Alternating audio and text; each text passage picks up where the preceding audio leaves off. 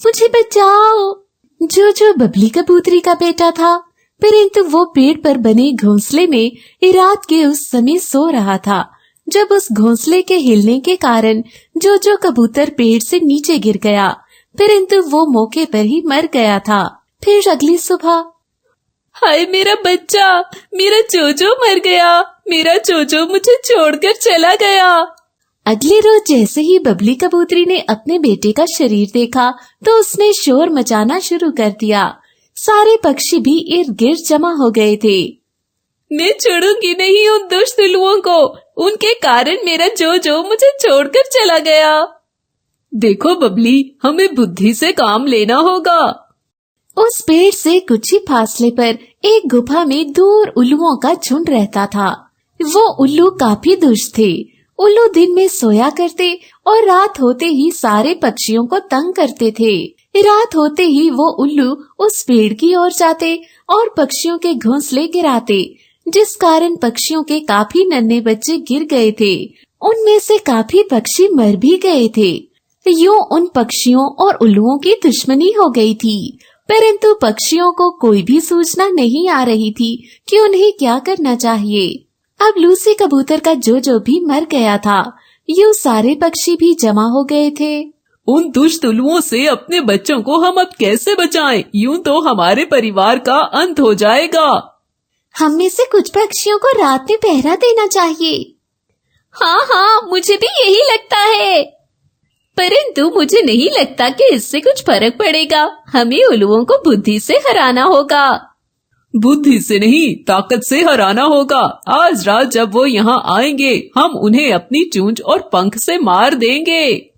परंतु मुझे ऐसा नहीं लगता। वो उल्लू हमसे कम तो हैं, परंतु वो बहुत चातुर हैं।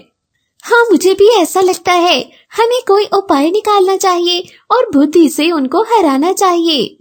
परंतु लाल तोते की बात कोई भी नहीं सुनता और यूं सारे पक्षी रात होने का इंतजार करते हैं। जैसे ही रात हुई तो उल्लुओं का झुंड तुरंत ही हमला कर देता है, परंतु पक्षी भी अब सारी रात जाग रहे थे। इसी कारण पक्षियों ने भी उन पर हमला कर दिया। आज तो तुम सबकी आखिरी रात होगी। मैं अपने जोजो की मौत का बदला जरूर लूंगी। मैं भी देखता हूँ कि तुम सब कैसे जीतते हो, कमजोर पक्षियों। हा हा हा हा हा। यूं उल्लू राजा अपने सारे साथियों के साथ मिलकर हमला करता है।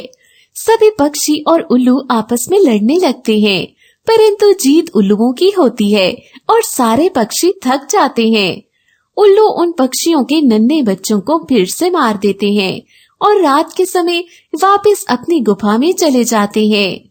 देखा, मैंने कहा था ना कि यूं हम उनसे बदला नहीं ले सकेंगे। अगर हमें जीतना है तो बुद्धि से काम लेना होगा।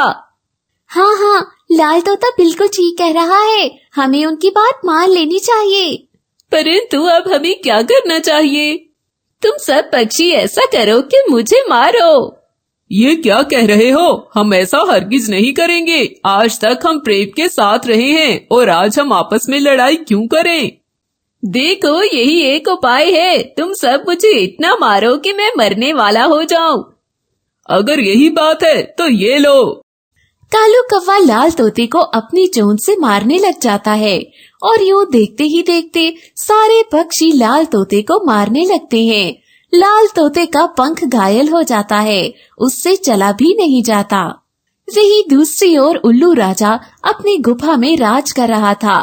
उसने सारे साथियों को स्वादिष्ट भोजन खिलाया था।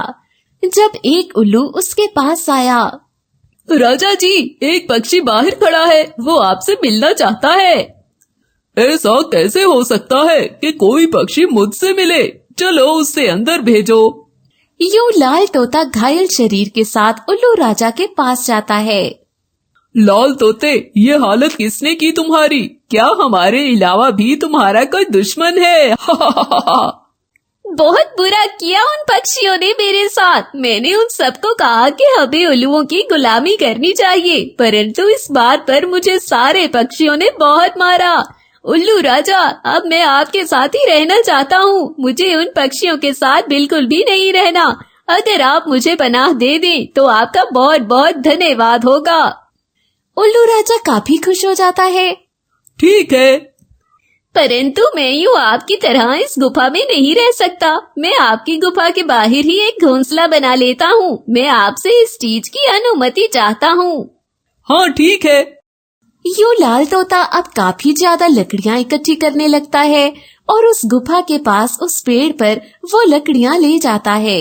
यूं रात होते ही उल्लू राजा फिर से अपने साथियों के साथ मिलकर पक्षियों पर हमला करने के लिए जाता है।